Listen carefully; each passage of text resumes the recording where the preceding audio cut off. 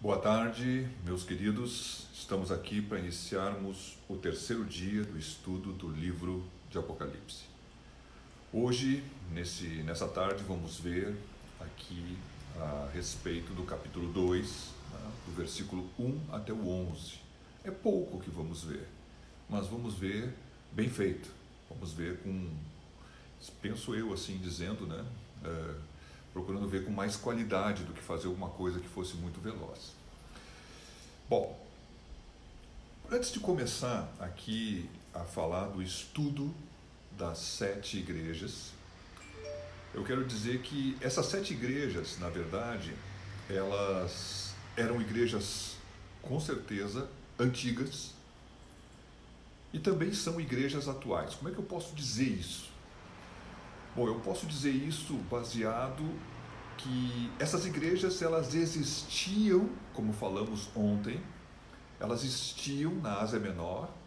Não era possível fazer um círculo entre elas, mas uma elipse dava para fazer. Elas estavam o mais longe uma cidade da outra, era 80 quilômetros. Tinha algumas que eram mais perto, né? Mas a questão é que elas eram antigas porque elas existiam, mas elas são atuais porque elas são proféticas.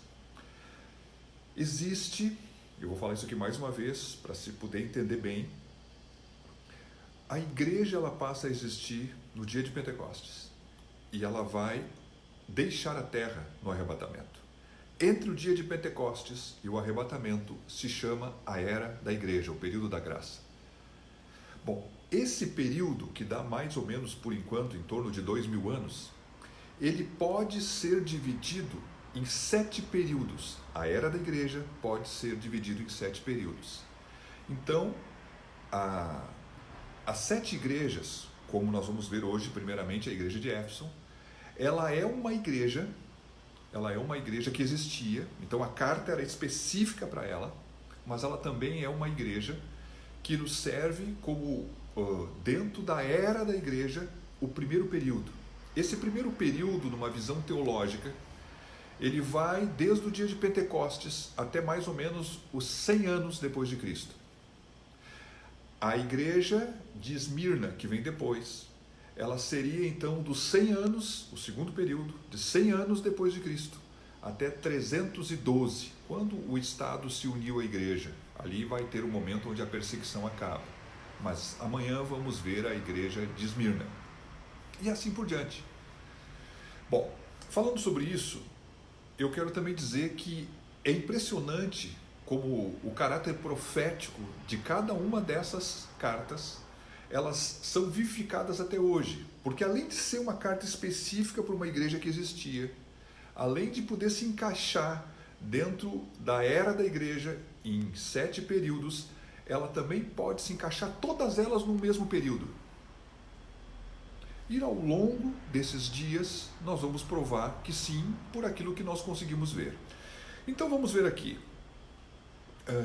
Todas as cartas que nós vamos ler, todas elas são direcionadas ao anjo que está na frente da igreja. Já falamos isso ontem. Todas as cartas, logo no início, têm uma expressão, uma revelação, uma afirmação da revelação do Filho de Deus, que apareceu lá no capítulo 1. Todas têm. Então, vamos lá. Todas as cartas ressaltam uma virtudes ou defeitos, ou ressaltam virtudes ou ressaltam defeitos. Também das igrejas, né? Elas também, de alguma forma, elas procuram afirmar a necessidade de uma perseverança ou cobram um arrependimento, conforme a situação da igreja. Também, no final dessas cartas, sempre há uma promessa de bênção para quem der ouvidos. E com toda certeza podemos dizer que todas as cartas são específicas e todas as cartas, dentre aquilo que eu falei aqui nessa introdução, se tornam universais. Vale para todo mundo. Porque quem tem ouvidos para ouvir, que ouça. Bom, a igreja de Éfeso em especial, antes de falar dela, vamos falar assim um resumo do que nós vamos ver. Ela tem uma qualidade que é a perseverança, ela tem uma qualidade que é não se deixar dobrar pelos falsos profetas ou apóstolos. Ela tem uma qualidade de olhar para uma turma de gente chamada Nicolaitas e rejeitar eles. Mas ela tem uma fraqueza terrível, terrível, que a paixão que ela tinha por Cristo fundou, esfriou, o amor morreu. Meus queridos, então falando disso, eu quero reforçar que dentro da era da igreja, a igreja de Éfeso, saindo de Pentecostes e indo para o arrebatamento, que é a era da igreja, ela faz parte do primeiro período, numa visão teológica. Então, quando nós olhamos para a igreja primitiva, normalmente nós pensamos numa igreja perfeita, numa igreja maravilhosa, numa igreja sem defeito. Aqui nós vamos ver que o negócio não é bem assim. Não? Então vamos lá. Vamos ler aqui Apocalipse 2, capítulo 2, versículo 1. Escreve ao anjo da igreja que está em Éfeso. Isto diz aquele que tem à sua destra as 7 estrelas, que anda no meio dos 7 castiçais de ouro. Bom, nós já vimos isso aqui. Nós sabemos que os 7 castiçais são as 7 igrejas, ou 7 candelabros, conforme a tradução. E nós sabemos também que os 7 anjos, os 7 estrelas, as 7 estrelas na mão direita de Jesus são 7 anjos.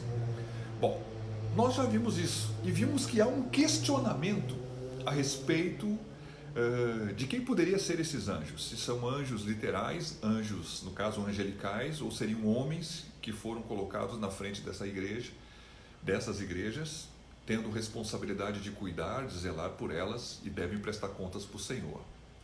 Bom, eu quero dizer que, reforçando então a visão que tenho, eu penso que Deus pode até mandar anjos, né, para cuidar da igreja, mas costumeiramente, melhor dizendo, falando numa linguagem usual, nós nos referimos à pessoa que é responsável por trazer a mensagem para determinada igreja, é reconhecido como um anjo que está na frente da igreja. Não que a pessoa seja um anjo, mas a Bíblia o chama assim. O anjo, como vimos ontem, ele é, dentro da linguagem do alfabeto grego, da língua grega, ele é um mensageiro, ele é um enviado, né? Então, vamos convir. Falando aqui, tem um momento que está em Atos capítulo 20, versículo 28, que o apóstolo Paulo está na sua 3ª viagem missionária, né? E ele, estando em Mileto, não querendo entrar em Éfeso, ele manda chamar os anciãos, os bispos, que estavam na frente da igreja de Éfeso, que ele fundou, anos atrás. E ele sai de Éfeso então e vão até Mileto. E quando chegam a Mileto, o que ele fala? Ele fala isso aqui, ó: olhai, pois, por vós, e por todo o rebanho sobre o que o Espírito Santo vos constituiu bispos, para apacentardes a igreja de Deus, que ele resgatou com seu próprio sangue. Então, o apóstolo Paulo está reconhecendo que Deus constituiu algumas pessoas, aqui alguns bispos, para que estivesse na frente da igreja que estava na cidade de Éfeso. Bom, a cidade de Éfeso era uma cidade grande, né? Era uma das grandes cidades romanas, né? Do Império Romano naquele tempo. Bom, falando isso, quero reforçar então a visão que o anjo realmente seria um ministro, tá? Caminhando aqui, vamos para o capítulo 2, versículo 2.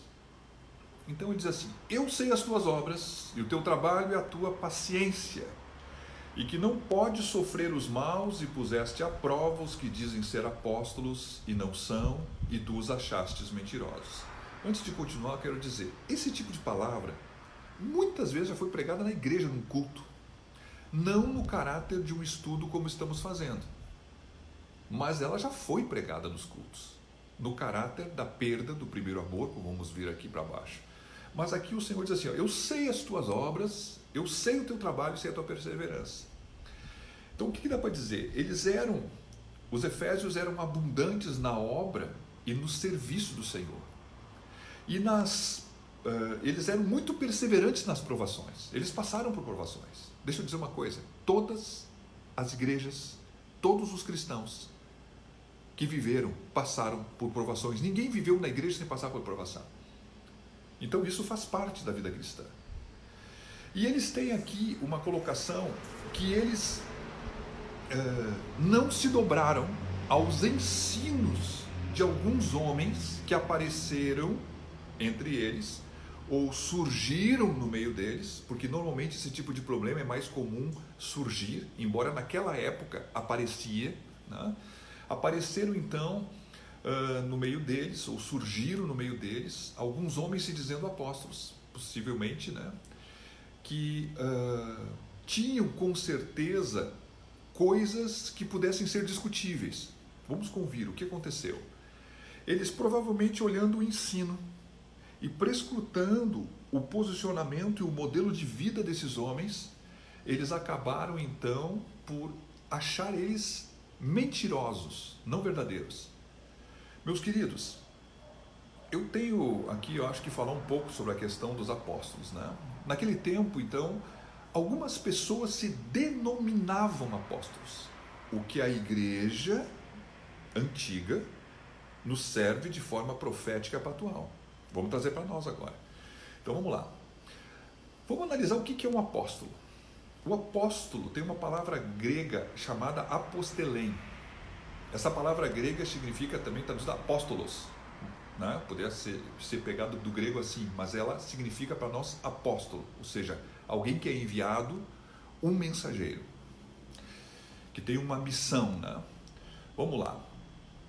O apóstolo Paulo, em 2 Coríntios, no capítulo 12, versículo 12, ele falando do seu apostolado, defendendo o seu apostolado diante dos coríntios, ele diz o seguinte: olha, os sinais do meu apostolado são manifestos entre vocês, ó coríntios, em toda a paciência, nos sinais, nos prodígios e nas maravilhas. 4 características. 4. Paciência, sinais, prodígios e maravilhas. Amém? Bom, existe uma evidência muito clara na Escritura, na hora que os discípulos, os apóstolos, na verdade, querem levantar uma outra testemunha, visto que Judas tinha morrido. Quando eles vão escolher e lançar sortes para achar um deles, eles dizem assim, ó, tem que ser uma testemunha que esteve com nós desde o início. Esse era um requisito. Bom, ser testemunha, ter visto o Senhor Jesus. Bom, o que mais? Então falamos 2 importantes características. Eu posso dizer que dá para ver pela vida dos apóstolos que eles não eram pastores de uma igreja. Eles eram homens que tinham e exerciam um ministério que abrangia o reino de Deus. E posso fazer uma ilustração antiga que muitos anos atrás eu aprendi. Vou mostrar aqui a minha mão. Né? Então, a nossa mão tem 5 dedos. Né? Bom, esse dedo é o menor. Ele consegue entrar em alguns buraquinhos que os outros não conseguem. Esse dedo aqui nós vamos chamar de mestre. Esse dedo aqui, que eu poderia até mudar de mão para ficar mais fácil. Então, esse dedo aqui é o mestre. Mais fininho, consegue descobrir coisas que os outros não entendem ou não conseguem entender. Aqui tem o dedo da aliança, onde está a aliança. Esse aqui seria a figura do pastor. Então nós temos o mestre e tem o pastor, aquele que está aliançado no cuidado com o povo de Deus. Se eu fechar os meus dedos, eu vou ver que esse dedo aqui é maior. E graças a Deus que a minha mão tem um dedo maior aqui, né? Tem gente, eu acho que é tudo igual. Alguns é igual esses dois aqui, né? Mas vamos lá, esse dedo aqui é o maior. Esse dedo sendo maior, esse dedo aqui é o dedo que mostra um evangelista. Então nós temos, por quê? Porque ele leva a igreja para frente, ele está à frente, né? Empurrando a igreja para o crescimento. Nós temos a figura do mestre, nós temos a figura do pastor com a aliança, nós temos a figura do evangelista. E você, o que você está fazendo? olha o que você está fazendo. Então, aqui eu tenho a figura do profeta que me aponta, né? Quando um profeta prega, as pessoas criticam ele, porque ele aponta. E as pessoas não gostam que apontem. Então, uma pregação dentro de um espírito profético, ela combate. Vamos lá. Então, temos aqui, eu tenho 4 funções ministeriais. O mestre, o pastor, o evangelista e, por fim, aqui, eu tenho o profeta. E eu tenho, e o meu dedo aqui é um dedão, né? Bem largo. Então, vou dizer o seguinte, esse aqui, e vou mudar de mão para ficar mais fácil, que a esquerda está ruim. Então, esse aqui, que seria o último, ele consegue fazer a vez do mestre, ele consegue fazer a vez do pastor, ele consegue fazer o trabalho de um evangelista e ele também faz o trabalho de um profeta. Então, o ministério apostólico, ele é para o reino, ele é amplo, ele não é limitado. Então, tomando essas características, eu vou dizer uma coisa. Então, a paciência, os sinais, os prodígios e as maravilhas. Ver Jesus, ter visto Jesus, ter um ministério que não está focado numa igreja, mas ele serve a igreja do Senhor Jesus. E tem essa versatilidade impressionante de poder ter várias funções conforme seja necessário, aonde for necessário. Este é o ministério de um apóstolo. Bom, atualmente vivemos um momento semelhante. Tem muitos e muitos. Eu estou com, não sei se é 27, 28, já havia me perdido aqui, mas eu tenho 27 anos, no mínimo, de conversão. Quando eu me converti, eu não conheci nenhum apóstolo. Agora está lotado de apóstolo. Está surgindo apóstolo para tudo quanto é lado. Meus queridos, eu não vou dizer que não possam ter apóstolos hoje, não os 12, mas pessoas que são enviadas com missões para resolver, fazer e servir a Deus. Eu não vou dizer que não existe, mas eu vou dizer uma coisa: a maioria dos que estão se nominando apóstolos não são apóstolos. Não são apóstolos. Por quê? Porque não tem as características apostólicas. Aonde é que está a paciência, a grande e marca da paciência, a paciência de Cristo, como disse ontem que nós vimos, os sinais, os prodígios, as maravilhas, aonde é que está o serviço à igreja de uma forma inteira, onde é que está a versatilidade e cadê o testemunho de ser uma testemunha que viu a Cristo? Bom, aí a pessoa pode dizer, Cristo apareceu para mim. Bom, eu não posso discutir sobre esse assunto. Então vou dizer uma coisa, muitos se denominam apóstolos, porque isso é um título, mas isso é um peso, o cara vai chegando até a subir, o cara vai ficando mais alto. Olha, vamos convir, é melhor não ser chamado de nada e receber então um galardão não sendo nada, do que se engrandecer por titulações. Título não faz nada. Vamos convir. Pode até ser que exista no Brasil e no mundo um ou outro apóstolo, mas a quantidade que tem aí não vem de Deus. Isso são coisas do coração dos homens. Essa é a minha opinião. E por que é a minha opinião? Por causa da Bíblia. O apóstolo Paulo, defendendo o seu apostolado, diz assim, os sinais do meu apostolado. Os sinais do meu apostolado. Então eu quero dizer isso falando que, se um apóstolo hoje não carrega o testemunho das Escrituras, ele até pode se chamar. Mas se ele não carrega o testemunho das Escrituras, ele não é. Mas certamente há os que são. Vou caminhar. Bom, os falsos apóstolos desse momento, eles deveriam ser judaizantes ou gnósticos. Teologicamente, cada um diz uma coisa, mas na história da igreja dessa fase, a maioria dos problemas estava em cima de judaizantes, no início, alguns gnósticos e depois mais gnósticos. Né? O que é um judaizante? Um judaizante é aquele que conhece bastante, ele tem uma conversão, só que ele dá uma olhadinha para trás, ele olha para a sombra e diz assim, a sombra é válida, a sombra é importante, a sombra faz parte. O que é a sombra? Todo o Velho Testamento é uma sombra do Novo.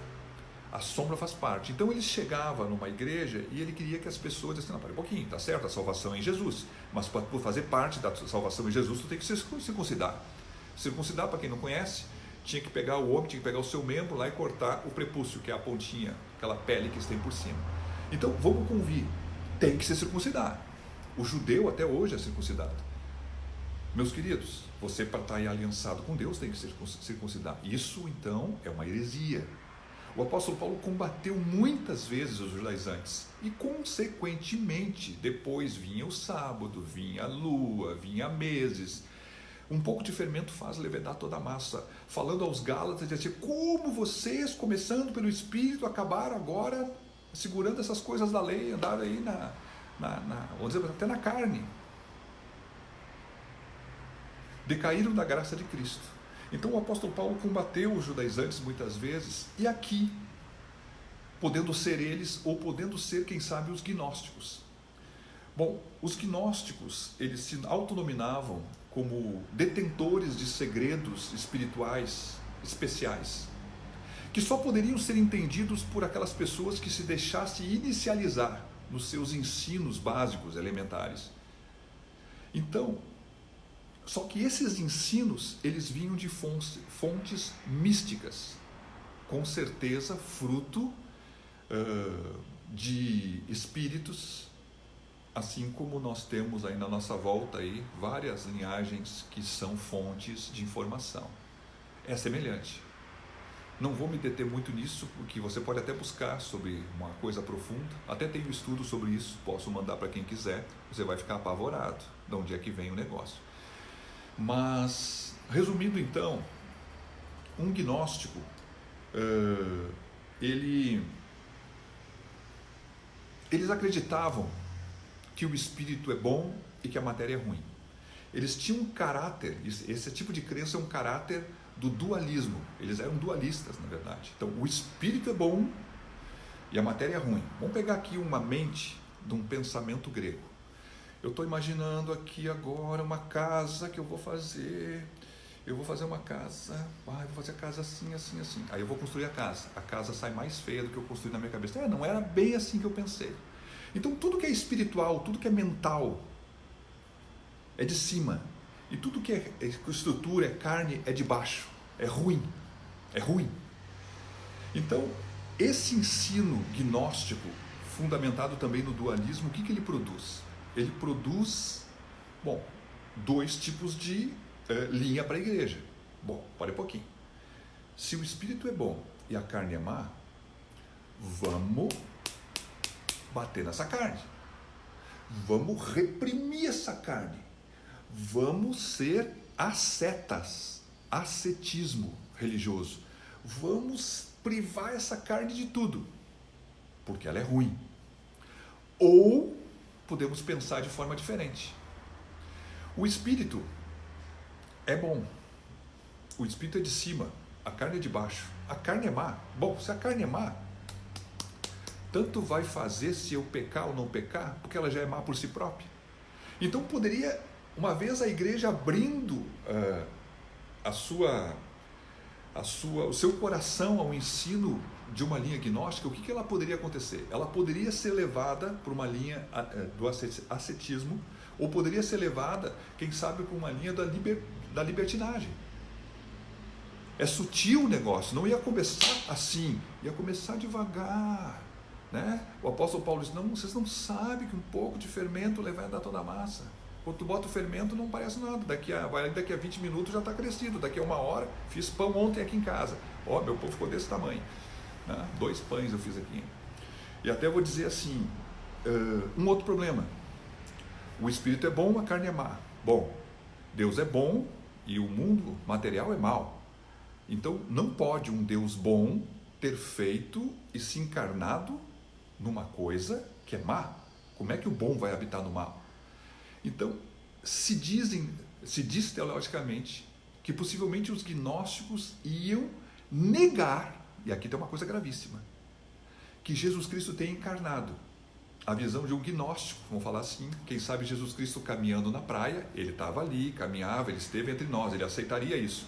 Mas as pegadas de Cristo não iam ficar, porque ele não tinha corpo. Embora ele tinha forma de corpo, ele não tinha corpo.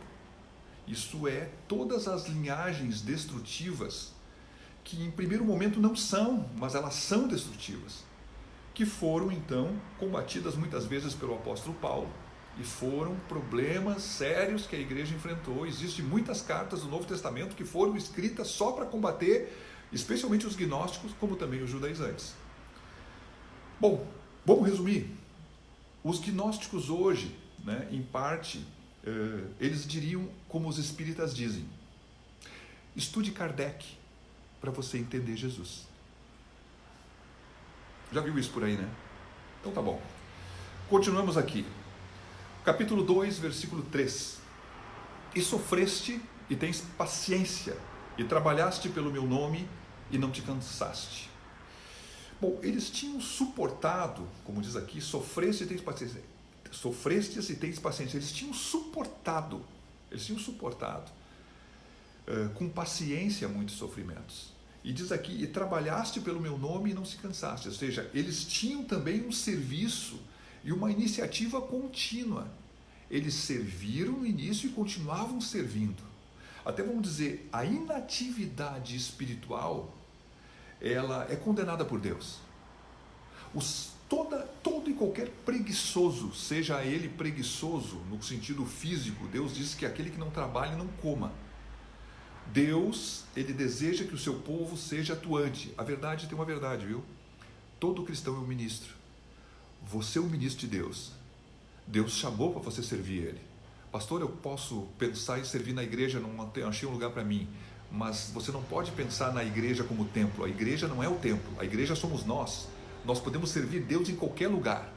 Nós somos, como vimos há 2 dias atrás, nós somos constituídos por Ele, reis, ou reino e sacerdotes para Deus, para apresentar sacrifícios espirituais e para servir Deus. Vamos caminhar então. 2,4 diz assim: tenho porém contra ti que deixaste o teu primeiro amor. Ai. Bom, aqui a coisa é complicada. Eles estavam servindo e Jesus diz assim: ó, vocês sofreram, vocês tiveram paciência, eu vejo o trabalho de vocês, vocês continuam trabalhando. Só que é o seguinte, estão trabalhando, fazendo o que tem que fazer, mas a chama apagou. Vocês perderam o amor por mim.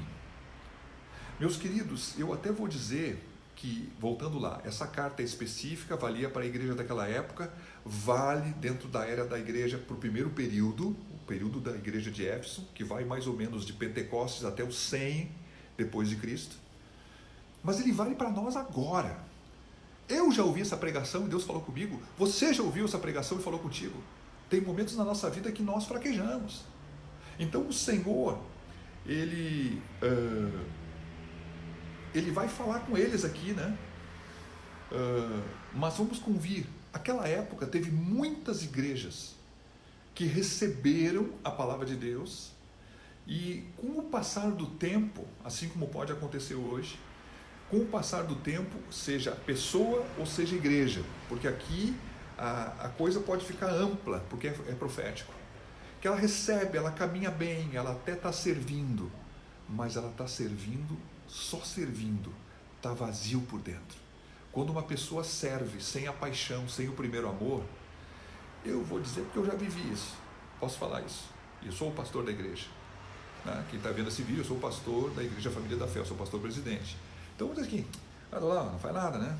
Eu tenho que fazer tudo sozinho, né? Então, quando a pessoa começa a fazer as coisas mais perdendo o primeiro amor, perdendo o foco, ela começa a ficar crítica, ela começa a ficar irritada. Caminhamos aqui, 2,5. Puxa, levantei demais. Lembra-te, pois, de onde caíste, arrepende-te e pratica as primeiras obras, quando não, brevemente te virei e tirarei do seu lugar o teu castiçal, se não te arrependeres. Então Jesus, com os seus olhos de chama de fogo, que vimos ontem, examinando e vendo todas as coisas, ele descobre algo interessante. Ele prescuta que a igreja perdeu o seu amor, e na verdade ele fala que eles deveriam se examinar. Então, lembra-te, examina-te mesmo, vê onde é que caíste e volta a praticar as primeiras obras. É possível que as pessoas daquela época e as de agora, elas caiam muitas vezes pelas mesmas coisas. Ou seja, o motivo foi o mundo, o motivo é as perseguições, o motivo, perseguições que eles sofreram, muitas vezes nós vamos ver aqui que muitos morreram. Coisas que nós não temos que enfrentar aqui no Brasil nesse momento. Pelo menos eu não conheço, né, situações de alguém que sofreu isso até agora. Mas seja por coisas do mundo, sejam por perseguições, sejam por dificuldades enfrentadas, sejam por coisas que demoram a ser respondidas, ou sejam por relacionamentos dentro da igreja, que às vezes um bate no outro, né, e machuca o outro, porque ele falou isso de mim, né? Tem uns que tem um linguão desse tamanho, tem outros que tem uns ouvidão, né, que conseguem inclinar, os caras estão falando lá, que está sempre se inclinando, olha só, acho que estão falando qualquer coisa, né? Há um disseminador de contendas, de fofocas e coisas semelhantes. As pessoas se magoam, as pessoas se entristecem com os homens e se afastam do Senhor. Que coisa mais triste.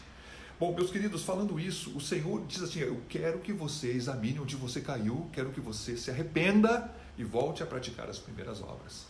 Então, a importância de praticar aquilo que já se praticou. Essa aqui diz assim no final, olha, se tu não te arrepender, brevemente te virei e tirarei do seu lugar o seu castiçal, se não te arrependeres. Sabe o que está dizendo? Jesus está dizendo assim, olha, o castiçal, o candelabro, é a igreja. Então, ele falando essa carta, o anjo da igreja disse assim, o anjo da igreja, mas para ser comunicado à igreja. Então, se vocês não se arrepender, o que vai acontecer? Se vocês não se arrepender, eu vou tirar o castiçal, eu vou tirar o candelabro. Isso significa que aquela igreja poderia ser fechada.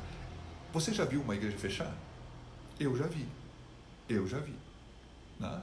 Às vezes, eu conheci um pastor, né, que tinha uma igreja com, não sei precisar quantos membros tinha, mas devia ter, vou chutar aqui uns 200, 300, e esse pastor adulterou. Bom, a igreja fechou. Então tem coisas que às vezes a gente pode dizer assim, mas como é que pode acontecer? Né? Eu já vi muitas pessoas abrir igreja e fechar. Bom, meus queridos, o que é exortação? Esses irmãos aqui, eles deveriam voltar a praticar aquilo que já tinham praticado. Eles deveriam se dedicar mais à oração, eles deveriam se dedicar a estudar a Bíblia, eles deveriam se aplicar a estar junto na comunhão e no serviço que pudesse existir dentro da igreja para fazer e fora dela. Agora falo da igreja templo, né? Bom, falando dessas coisas que nos servem de exemplo, eu quero ir para o versículo 6. Tens, porém, isto que aborrece a obra dos nicolaítas, as quais eu também aborreço. Bom, esse termo nicolaítas, ele é um pouco complicado e não há um consenso teológico que é isso. Embora a grande maioria ache isso que eu vou dizer, que eu também entendo que seja. Tá? Existe uma linhagem que quer dizer o seguinte, existe mais de uma, eu vou falar só duas.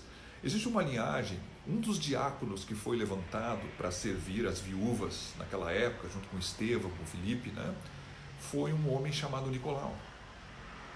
Então, nicolaítas, procura-se fazer uma associação com Nicolau. E esse homem chamado Nicolau, então, que é um diácono levantado para servir as viúvas, né, o que aconteceu? Se diz que ele pode ter criado alguns ensinos errados e viesse a ter criado uma seita. E essa seita, então, poderia ter se propagado com algumas doutrinas e criando alguns discípulos. Só que assim, não se tem conhecimento bíblico que Nicolau, o diácono, que era um homem cheio do Espírito Santo, como diz a Bíblia, né, de bom testemunho e coisa e tal, que ele tivesse tido um ministério fora de Jerusalém, como Filipe, né, possa ter ido, nós falamos até de Filipe, foi ontem. Então, o que dá a entender? Parece que é meio errado isso. Bom, quem sabe pode até ter acontecido, mas não parece ser. Bom, no grego tem uma palavra chamada nikan, que significa conquista, e tem uma palavra chamada laos, que significa povo ou leigo. Então, Nicolaos, no grego, né? Daí poderia então ser uma junção de duas palavras gregas que traz um significado do que seria simbolicamente a doutrina dos nicolaítas, né? Ou a obra dos nicolaítas. Aqueles que desejam conquistar e dominar o povo de Deus. Pô, isso aqui tem muito lastro. Então vamos lá. Eles estariam iniciando então um controle sacerdotal ou eclesiástico sobre as congregações. Bom, o apóstolo Paulo, ele fundou muitas igrejas e mesmo à distância, algumas vezes ele reclamou das igrejas que elas foram geradas no ministério dele e ele combatia por cartas à distância os contradizentes que eram judaizantes e gnósticos. Bom, ele não estava lá, mas é assim, ó, Deus, né, desde o início, me deu, eu passei, fiquem nos ensinos que eu dei, né, e coisa e tal.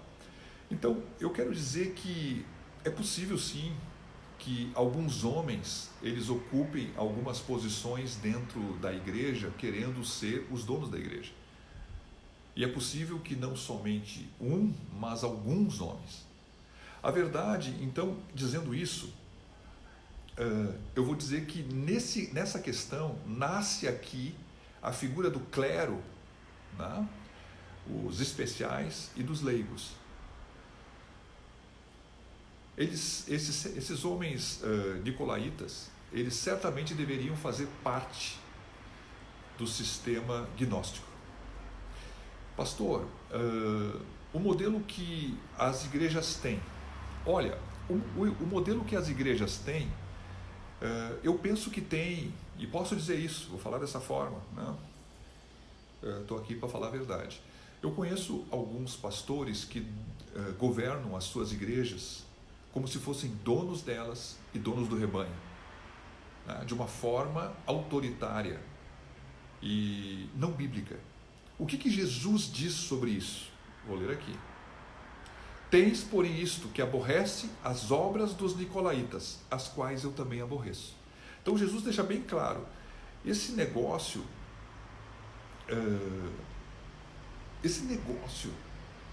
de ter um domínio, né, um governo excessivo, pastor, mas um pastor ou um presbitério de uma igreja, se ela tem muitas igrejas que não tem, ela não deveria governar a igreja? Sim, o apóstolo Paulo chamou aqueles anciãos, que são bispos, que estavam na frente da igreja, eles deveriam, como eu falei lá no início, isso está correto, mas eu estou falando de um jugo, estou falando de, tipo assim, olha, para você ser abençoado, o único que pode abençoar é o teu pai, o pastor, né? Os homens se colocam numa posição de engrandecimento, né?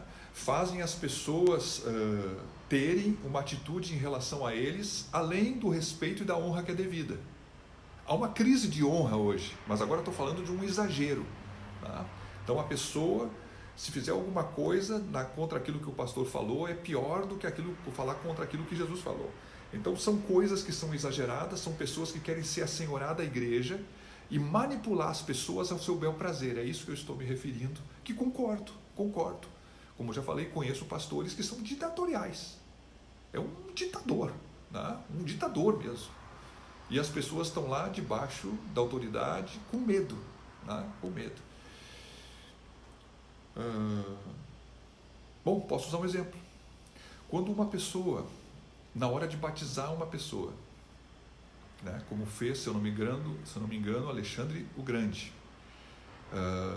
conquistador, o que ele faz? Ele faz a pessoa jurar fidelidade, não a Jesus, mas à igreja ou a ele.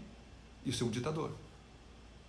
Isso é, na visão que eu entendo, um princípio do nicolaísmo, né? Nicolaíta. Vamos lá. Pastor, tu está falando isso porque tu sabe que existe? Sim. Sim. Vamos lá. 7. Quem tem ouvidos, ouça o que o Espírito diz às igrejas. Ao que vencer, dar-lhe-ei a comer da árvore da vida que está no meio do paraíso de Deus.